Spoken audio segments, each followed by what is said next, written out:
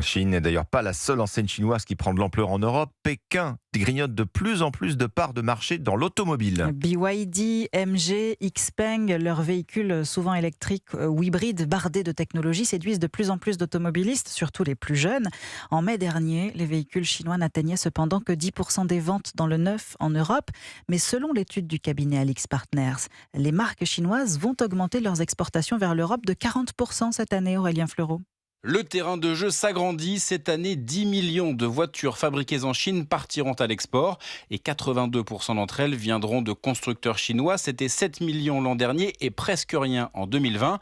Alors il y a bien sûr Tesla qui produit un demi-million de voitures à Shanghai, mais le reste, c'est un combat féroce entre plus de 140 marques spécialisées dans les nouvelles énergies, explique Alexandre Marian, directeur associé en charge de l'automobile au cabinet Alix Partners. Les constructeurs chinois, du fait de leur compétition en interne, ils ont besoin de trouver des nouvelles sources de marge et des nouvelles sources de profit, et ça passe par l'export parce qu'ils ont quand même beaucoup de surcapacité. Les constructeurs occidentaux sont présents sur tous les marchés mondiaux et les constructeurs chinois, ils attaquent tous ces marchés. Et forcément, la part du gâteau se réduit pour les marques historiques. En Europe, selon Alix Partners, la part de marché des marques chinoises sera de 16% en 2030.